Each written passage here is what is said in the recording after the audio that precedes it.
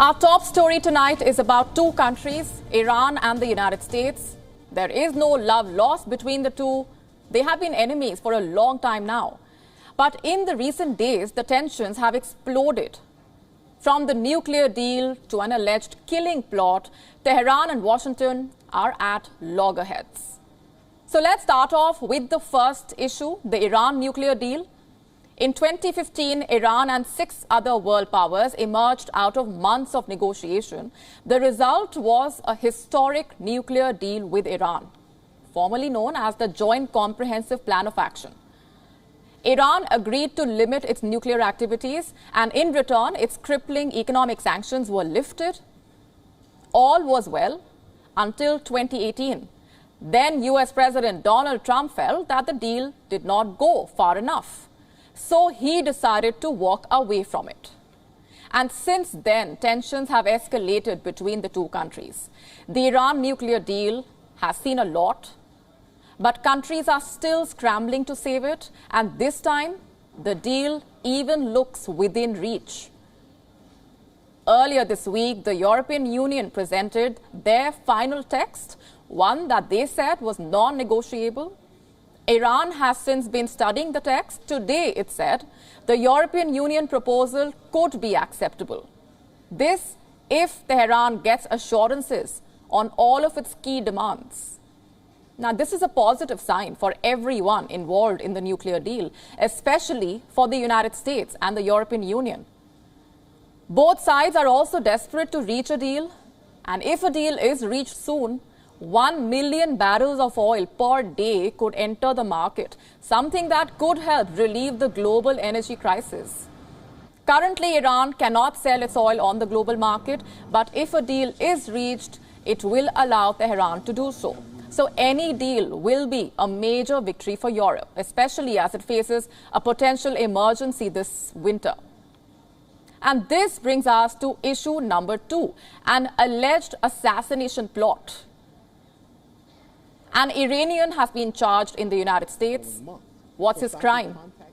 A plot to kill former U.S. National Security Advisor John Bolton. Shahram Poursafi is a member of the Iranian Revolutionary Guards. According to Washington, Poursafi had offered to pay an individual $300,000 to kill Bolton. This was likely in retaliation to Qasem Soleimani's assassination in 2020. Poursafi also mentioned the possibility of a second target. He said this target could earn the assassin at least $1 million. Now, U.S. officials have not said who the second target was, but according to reports, it was former Secretary of State Mike Pompeo. The Justice Department says Poursafi remains at large. The IRGC member is believed to be in Iran. Both Bolton and Pompeo have been fierce critics of Tehran, so it's not surprising that they were on the hit list. But Tehran has denied all assassination claims as fiction. It also warned the U.S. against any action that targets Iranian citizens. But a nuclear deal and an assassination plot are not all. Tensions between the two sides have even reached space. Russia launched an Iranian satellite into orbit from southern Kazakhstan. The Kayam is a Russian-built Canopus 5 Earth observation satellite, what many are calling a spy satellite. Iran says it wants to use the satellite for non-military purposes, but the West thinks it could be used by Moscow to assist its intelligence operations in Ukraine. What can I see? The claims, however, have been rejected by the Iranian Space Agency. It says it has exclusive control over the satellite from day one. And this is not the first time Iran has been accused of aiding Russia in the Ukraine war. Earlier, Washington had claimed that Tehran wanted to sell hundreds of armed drones to Russia. Reports suggest a Russian delegation visited an airbase in central Iran, not once but twice. And now new reports suggesting that Russian officials have started training on drones in Iran.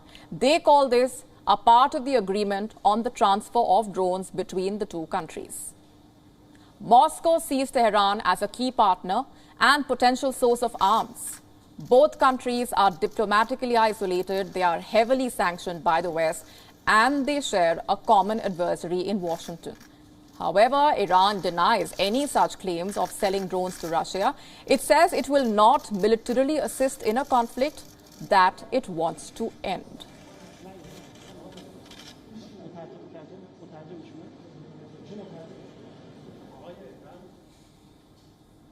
And with me on the broadcast this minute is Jamil and Jaffer. He is the founder and executive director of the National Security Institute. With me from Arlington. Thanks very much, Jamil, for being here. Now, according to reports, Iran may be looking to accept this EU proposal on the Iran nuclear deal. Where do you see these negotiations headed, with the EU saying this is a non-negotiable piece of text? And what would the implications of the Iran nuclear deal being revived be at a time when energy prices have been skyrocketing?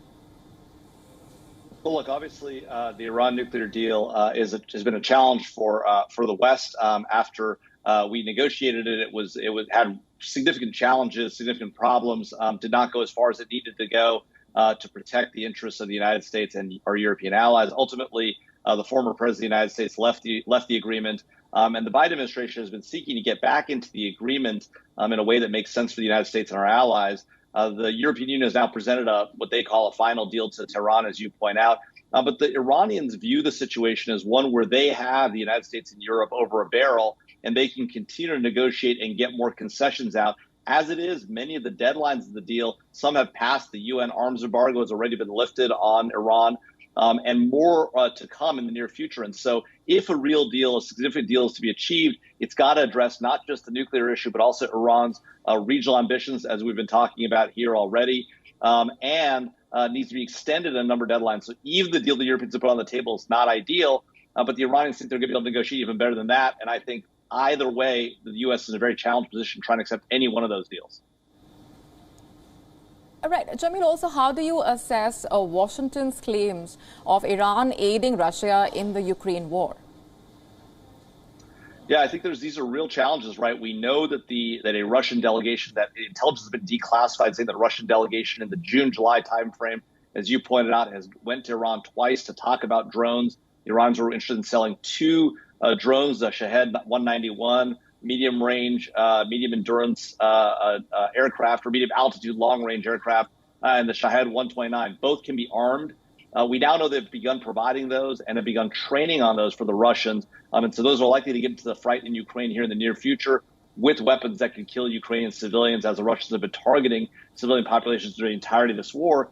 And then you have this conversation, as you pointed out, about the satellite, the Kayam satellite that the Iranians are claiming is going to be used for agricultural purposes, has very capable optics on it to do Earth observation.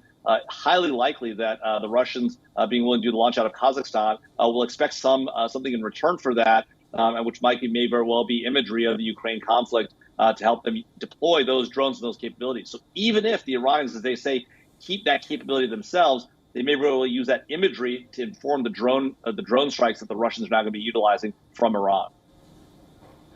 Jamil, appreciate very much you're joining us on the broadcast here. WION now available in your country. Download the app now. Get all the news on the move.